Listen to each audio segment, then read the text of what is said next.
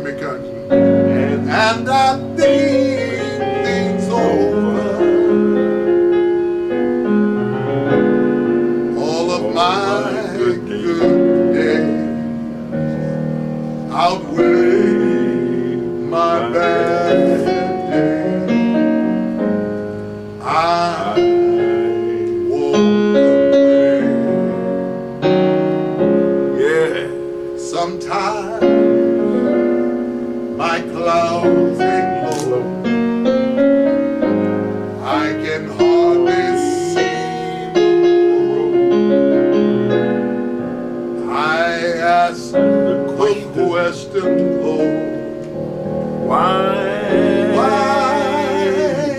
so much pain? But He knows what's best for me. Although my weary eyes can't see, I have to say thank you, Lord. Thank you, Lord. Thank you, Lord. Thank you, Lord. I won't complain. Yes, indeed. Well, that's right, yes. That was a first. Congressman Davis, Yes. Paul Jakes doing a duet. Save the children. Save the children. Stop the violence. Stop the violence. Save the children. Save the children. Stop the violence. Stop the violence. Save the children. Save the children. Stop the violence.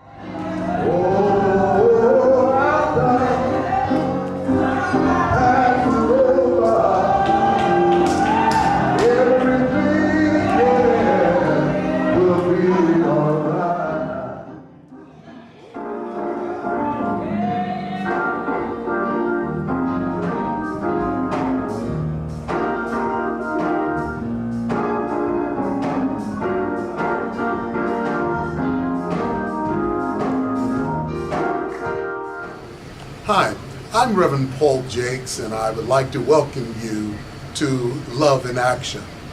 Tonight, we will have Congressman Danny K. Davis, who has recently introduced a bill dealing with bail reform in the United States of America. Okay, thank you very much. This is Reverend Paul Jakes, and we want to welcome you to New Tabernacle of Faith Baptist Church and our new TV program, Love in Action. And we are glad to have one who has been a friend to our church, friend to my father and my mother, who have passed on now, and a good friend to me, Congressman Danny K. Davis. Matter of fact, years ago, I worked for Congressman Davis as a young precinct coordinator or a precinct captain, 14 years old. And believe it or not, I won my first precinct, going door to door. I had the energy then to make sure votes came out. But Congressman Davis is no longer an alderman, no longer a county commissioner, but he's gone through all of those different phases. He is now a U.S. congressman, has been in Congress for over 20 years. He is running for re-election, some real slick campaign information there, and he's got some real nice pictures with different folks, and we just want to just welcome him. And he's on the front page of the Crusader newspaper, which talks about Representative Davis introducing a bail reform package, and this is significant as well.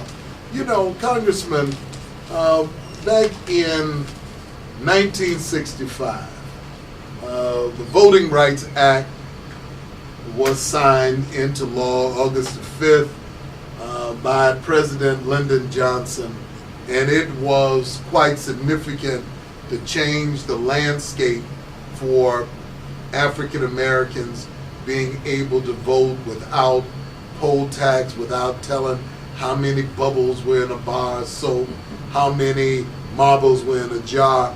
and it really made significance in our land.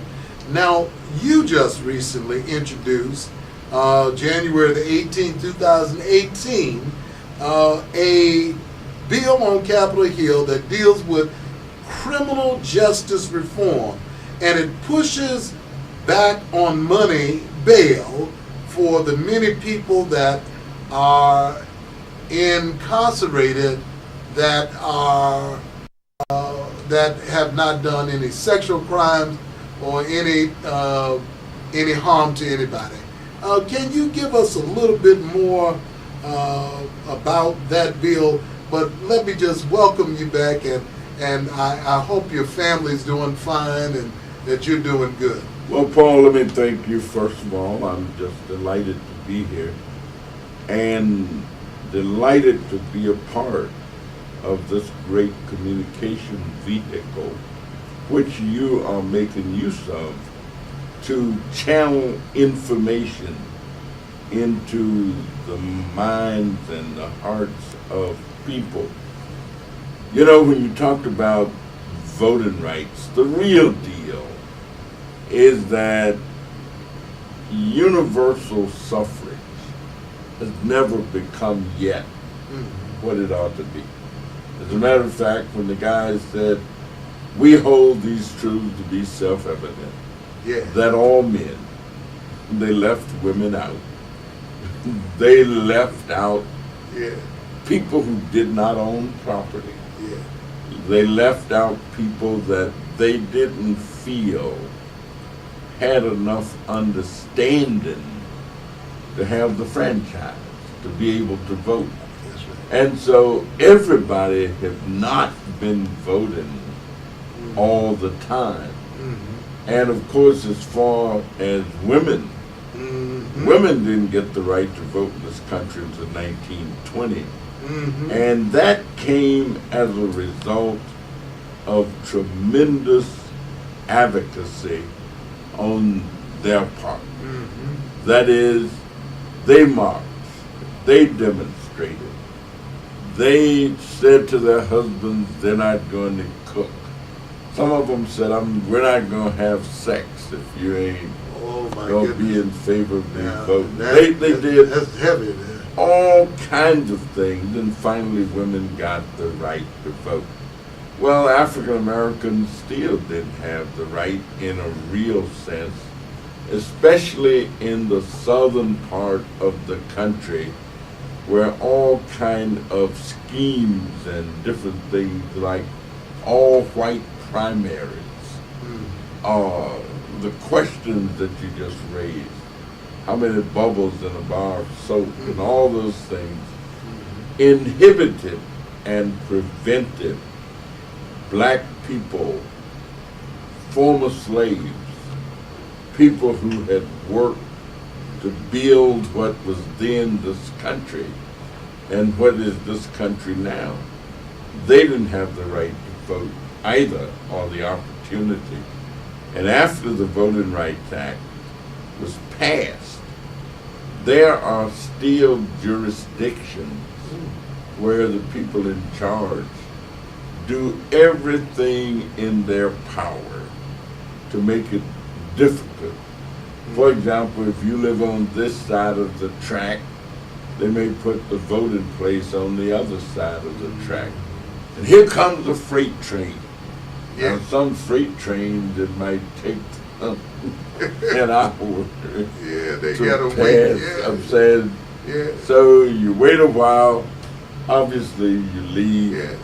And so this notion that freedom is a hard-won thing.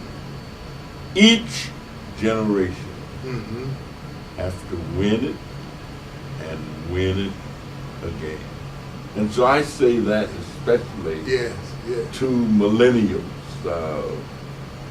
individuals who sometimes don't know as much about the history of their being. And you know, Marcus Garvey said, if you don't understand, people who don't understand their history or don't have knowledge of their history Yes. is like a tree not having roots. You know, I really appreciate you saying that, because I was just thinking about how significant March the 7th was, 1965, when at Brown's Chapel, the church members at that church, they had the Lord's Supper that day. At least 100 of them then filed out to go and march across the Edmund Pettus Bridge. And one of those members is now in Congress with you that participated in that march. His name is Congressman John Lewis, and I think that he's still fighting a good fight as well. It really made a very big difference for our community. But you're talking about the iconic John Lewis.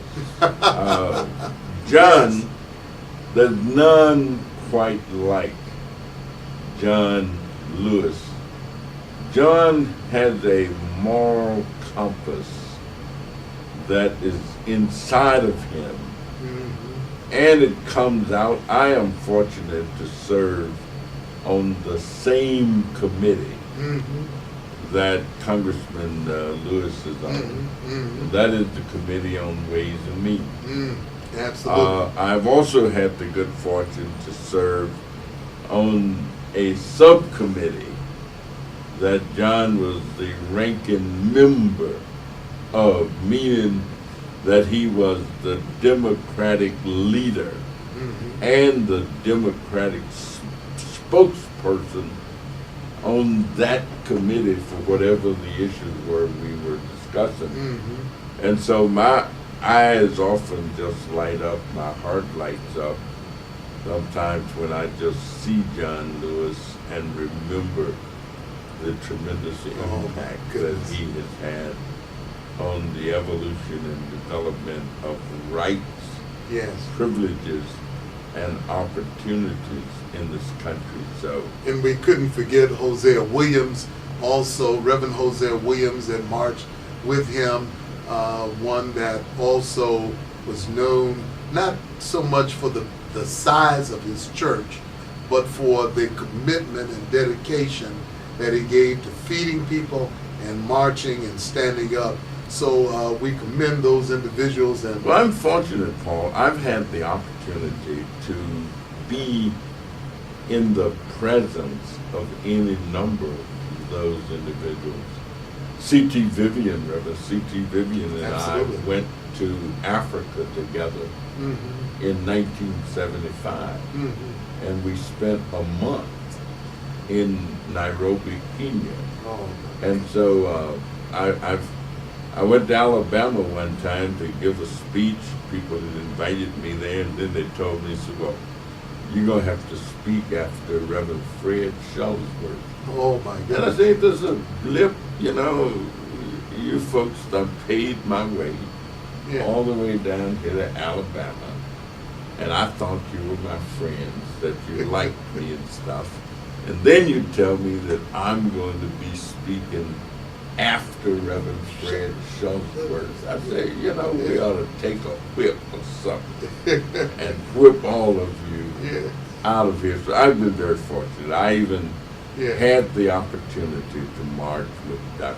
King and to have the opportunity to come into contact with Dr. King and to know the exploits and to know Dr. King was the commencement speaker at the University of Arkansas at Pine Bluff the year before I got there.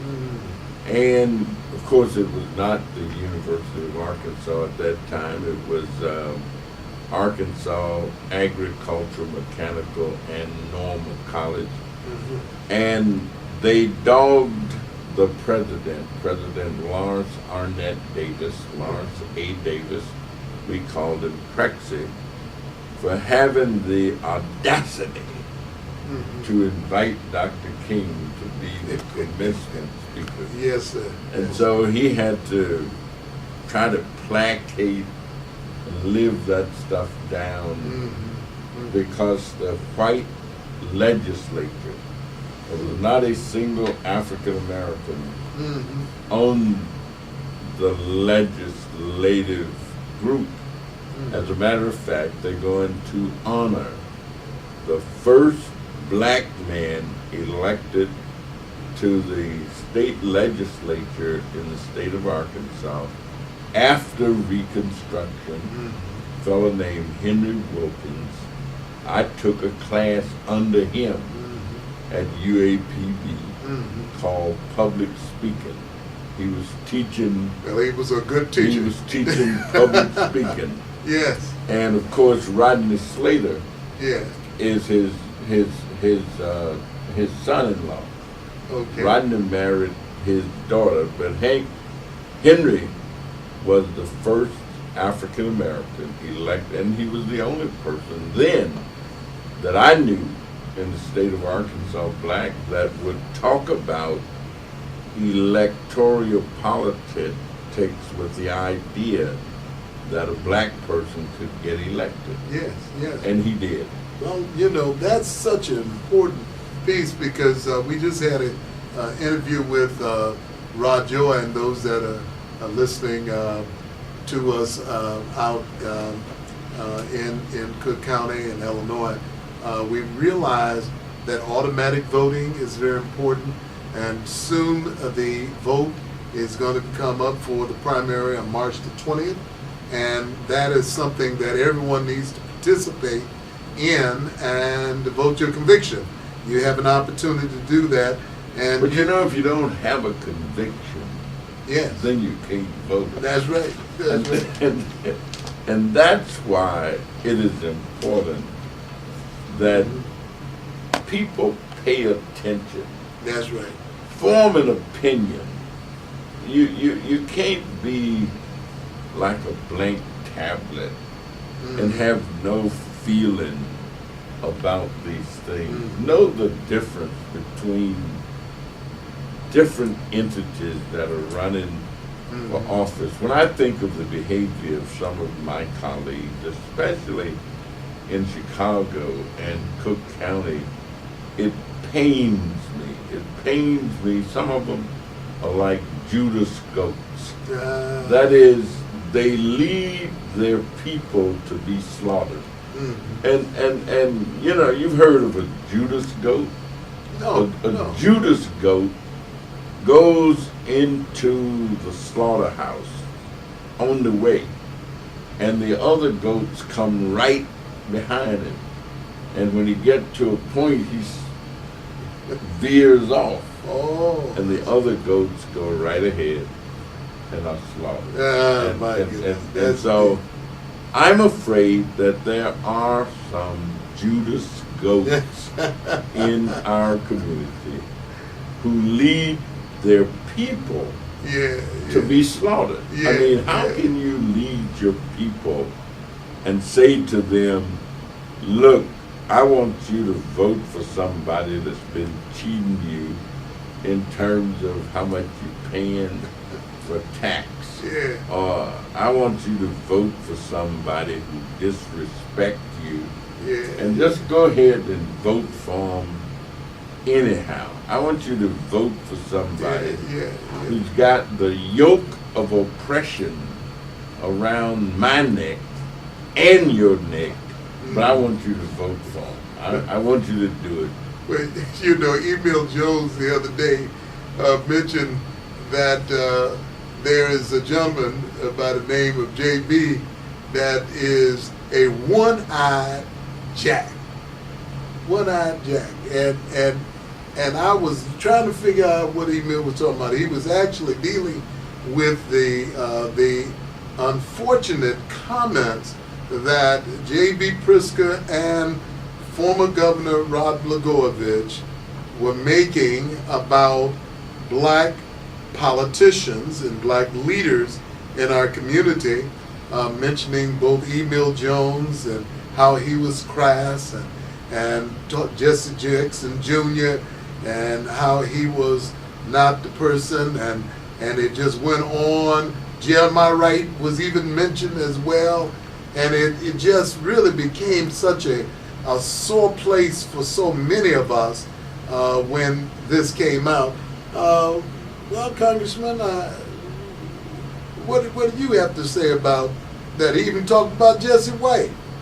Well, you know, I think you respect. I pulled out an old Aretha Franklin song the other day. Mm-hmm. And, you know, RESPECT. Yes, sir. Respect. Yeah. If you don't have respect, then you don't have much of Yes, anything. Absolutely. And I think it is so unfortunate. It's also unfortunate that many African American politicians act as though they don't have minds of their own, that they're messengers for other people. And I know I'm going to get in trouble with some people when I say things like this. But, you know, were I so tall as to reach from pole to pole, or grasp the ocean with my span, I must be measured by my soul, for the mind is the standard of the man. Sir Isaac Watts. But my point is, these individuals, I mean, in order to get respect, you have to give respect. You have Absolutely. to earn respect. Absolutely. And part of earning respect is doing what you say you're going to do. Let me tell you, when I ask people to vote for me, I don't ask them to vote for me with the idea that I'm going to just represent my self-interests. I'm asking them to put their faith and trust in me. Mm-hmm. And if I violate Sure. their faith, what does the song say? A charge to keep I have, a God to glorify, a never dying soul to save, and fitted for the sky. Yes. What do I, Mm-hmm. if I violate the people who put their trust in me, Yes. then I am no better than a mongrel dog who bites the hand that feeds it. And so Well, I felt bad, yeah. but you know, I ran for office with the idea that I wanted to try and help bring dignity and pride Sure. to electoral politics, Sure. where people didn't think that everybody running for office is a snake, Yes. that everybody running for Yeah. office Yeah. is trying to represent something that gets them something for themselves. Yes. Everybody is trying to get over. No, there are some people who do in fact try and represent their people Mm-hmm. and maintain the trust that has been placed in them. Absolutely. I took a vote, some votes yesterday, last night, this morning, and each one of those votes, there was serious consideration Mm-hmm. to think. And if my trust betrayed, then I shall surely die.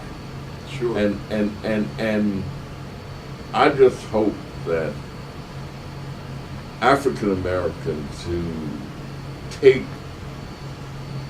people's votes, Mm-hmm. when people vote for you, I remember Julius Nyerere saying to a graduating class in Tanzania that those who got this commodity called education Yes. could be likened unto a warrior in an African village where they didn't have much food and they were about to starve. But they took the little food that they had Certainly. and gave it to this one warrior so that he could go to a neighboring village and bring back help. Nyerere say if the warrior takes the food and does not return, then he or she is a traitor. But if he takes the food and brings back help to his starving brothers and sisters, then he or she becomes a hero Yes. or a shero. Yes. We need our elected officials to be heroes And you and have sheroes. become a hero and an icon in our land because there are events and legislation, the Second Chance Act that was passed and signed into law by President George W. Bush in 2007. What motivated you, Congressman, to do the Second Chance Act, and how are you now surviving since your unfortunately and untimely loss of your grandson who was murdered, and you then came with the 10-20-30 plan that would allow government funding similar to tithing to happen for residents who lived in poverty areas for the next 30 years. Tell, if you can, I know there's a lot of questions all in one, but please, what motivated you? I think, first of all, I asked myself questions. And the question that I asked myself is, am I a soldier of the cross? A follower of the Lamb? Oh, if I must fight to win the victory, then that enhances my being. And so I don't take any of these things for granted. I was listening to a song the other day. It says, "Oh Lord, I want to be a Christian Oh yeah. in my soul. Oh yeah. Oh Lord, I want to be more like Jesus. Yeah. Oh Lord, I want." And so I have reached a point, Paul, in my life where certain things just don't necessarily be the greatest appeal to me. To me, if I can look myself in the mirror and say to myself, as my mama taught us, that I have to live with myself and so. I want to be fit for myself to know. I want to be able, as the days go by, always to look myself straight in the eye. Yeah. I cannot hide myself from me. Yeah. I know what others may never know. Yeah. I see what others may never see. But above all, no matter what happens, I always want to be self-respected and conscience-free. And so I want to, Very good. when the time comes, I want to be able to believe that my Maker is going to look down at me and say, "Well done, my good and faithful servant. You've done what you could down here. Now come on up yonder This is a and, little and, higher, and yes. receive Yeah. your crown of life. Mm-hmm. Now, you know, that may sound like pie in the sky. Mm-hmm. And I guess it is probably pie in the sky. But if you don't have some faith Mm-hmm. and belief, Mm-hmm. then you don't have a lot of stuff to work toward. You if you don't believe in something, as my daddy would say, you'll fall for anything. Yes, sir. And Yes, if you sir. don't know where you're going, Yes, sir. any door will take you there. I mean, and so you need to try and be reconciled with yourself Mm-hmm. in knowing that I have a useful, purposeful being. That there is a reason Mm-hmm. that I'm here.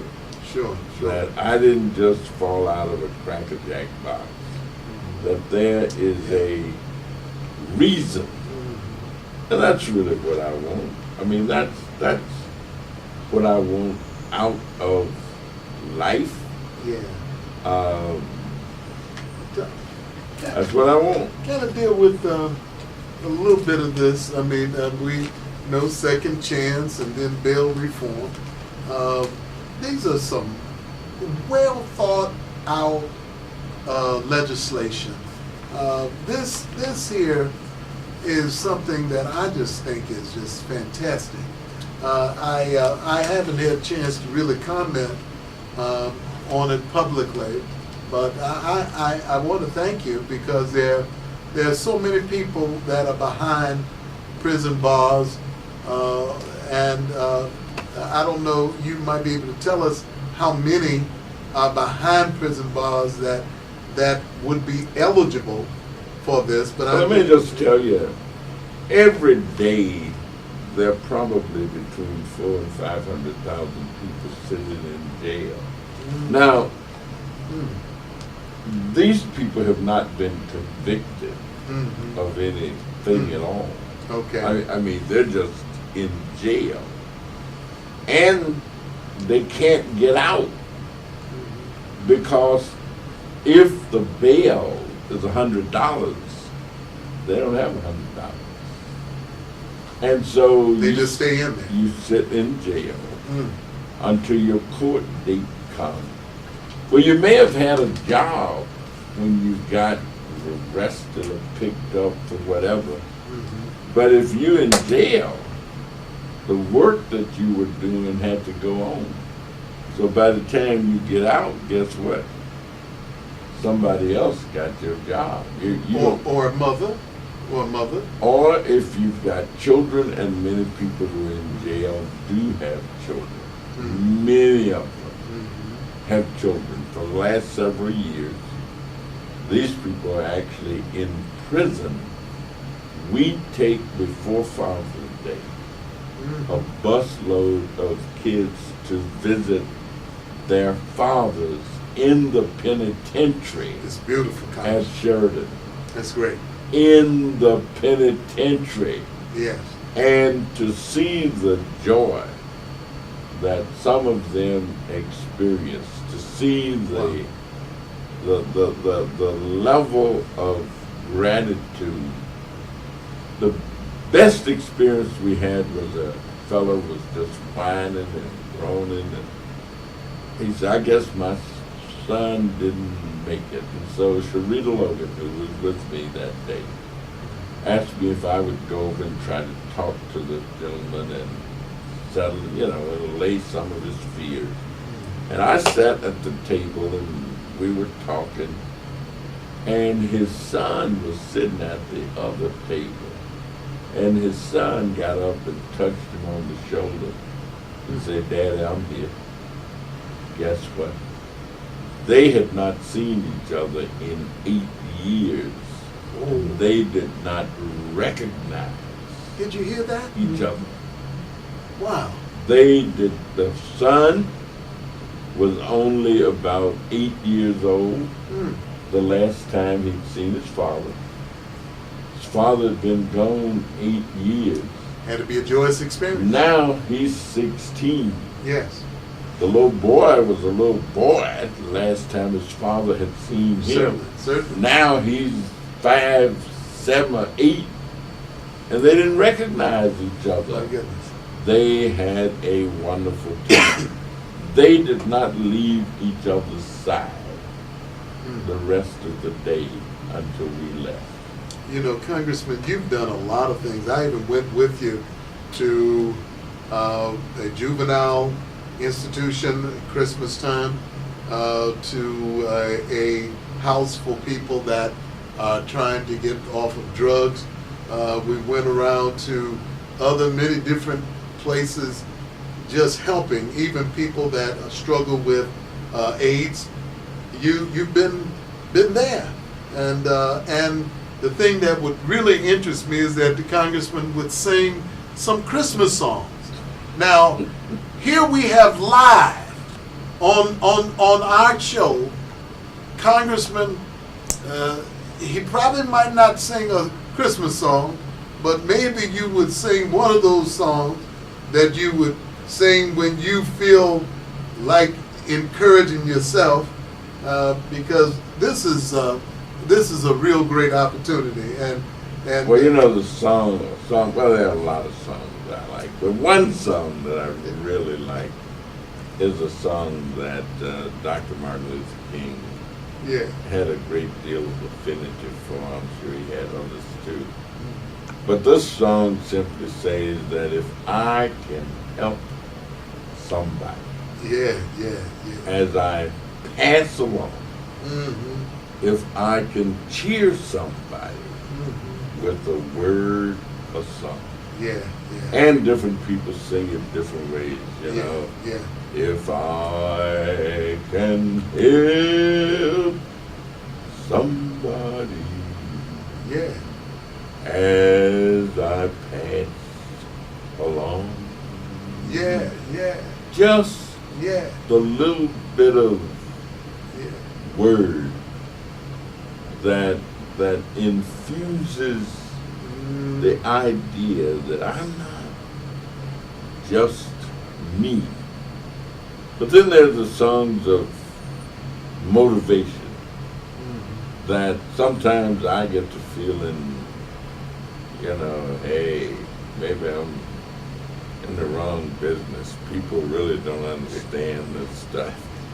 And I don't have a friend. I ain't got no friend left. My friends are gone. Yeah. But then, you know, what a friend I have in Jesus. Yeah, man. Yes. All of my sins and griefs to bear. Yeah. What a privilege it is to carry Yeah. everything to God in prayer. Yeah. Oh, what peace we often forfeit. Yeah. Oh, what needless pain we bear. Yeah. All because we do not carry everything to God in prayer. Well, I tell you, those things kind of sustain. Yeah. Sometimes somebody will ask me what helps you, what sustains you, what keeps you going, what keeps you, well, that's what keeps me moving. That is what, you know, the precious Lord, take my hand, lead me on, let me stand. I'm moved. Through the storm, through the night, lead me on to the light. Take my hand, not somebody else's hand. Yeah. Take my hand, Yeah. precious Precious Lord. Lord. Lead me. Lead me on. Well, if you can't find solace somewhere, Yes. then what do I, in all my power, engage to do my master's will? So what, you only come through this world one time, Yes. and you give what you can give, and then when the time comes to cross over the chilly shore, and people who were faith-oriented had so many different ways of making that time. My daddy used to say, when I get down to the foot of the hill. What's your dad's name? Was it Hezekiah. Hezekiah? Yeah, he said, when I get down to the foot of the hill, that I'm going to take off mortality Yeah. and put on immortality. Yes. Yes. And here was a guy that finished the third grade. And I'm wondering, we used to wonder, where does the inspiration come from to create this kind of phraseology and to be able to say it with conviction and me and my buddy, when we were kids, we'd be trying to wonder, my dad might be praying, or some of the other men, it would just be my father, to say, step out on the front porch of high heaven. Yeah. And we'd be looking up trying to see if we could see what high heaven looks, and look down on us with an eye of pity and a most holy and tender compassion. Yes. To drop one drop of your rich blood in my heart for Jesus' sake. Say, search. Yeah. Check me out. Check. Search and research Yes. my deceitful heart. Yes. And if you find anything like sin of evil, Yes. cast it out into the sea of forgetfulness. Yes. Well, it will never rise. And we'd be trying to figure out how deep is the sea of forgetfulness. How deep is that sea?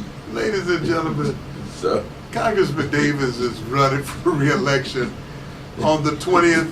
Please, a dynamic leader, a man who's accomplished much, a visionary, one who's in the community, one who is a political genius. This is a picture of he and his lovely wife, Vera. He's a family man. He's a deacon. He's a father. He's a grandfather. He's one who is a friend to the community. He's been my friend down through the years. I can't think of a time that he hasn't been there. I'm encouraging you to use your constitutional right to vote for a man who has been continuously on the battlefield. Please take this opportunity. All this legislation will just simply die if we don't do something to help keep him there. We need these policies, these laws, in order to make a difference. Please exercise it. Congressman, is there one last thing that you can say to the voters and the people that are listening? Word of wisdom. the one thing I would say, Paul, is that when we all get to heaven, Well, I need to get on the piano. what a day of rejoicing. Lord. We will all see Jesus. Yeah, We yeah. will shout Yeah, the yeah. victory. Why not? Why not? I mean, Yeah, yeah. you know, if life does not provide you with some opportunity for pleasure and enjoyment, then you've wasted life. I remember some of the songs that people used to sing during what we call the movement days. Like one song was Mammy, Mammy, tell me why was a black man born? So somebody had to pick the cotton. Somebody had to pick the corn. Somebody had to fight for freedom. And that is why a black man was born. And you gotta keep fighting for this freedom. And without it, what do you have? Nothing. Nothing. Nothing. But if you believe and you know that there is a source, that there's a God up above my head, I hear music in the air. Up above my head, I hear singing in the air. Up above my head, I know that there's a God somewhere. Bless you and thank you. Thank you very much. And we'll see you next week on Love in Action. We thank Congressman Danny Davis for being our guest. Thank you very much. Have a good one. Thank you, Congressman. All right. Over my head, I hear music in the air. Over my head, I hear music in the air.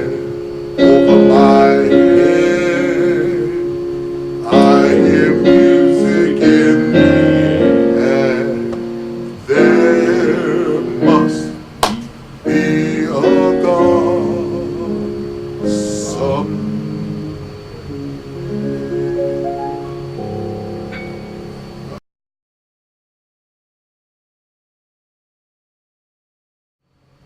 Nothing. Nothing. Nothing.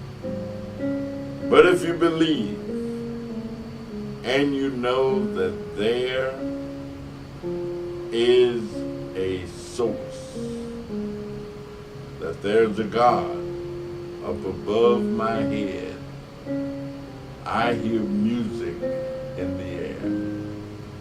Up above my head, I hear singing in the air. Up above my head, I know that there's a God somewhere. Bless you and thank you. Thank you very much.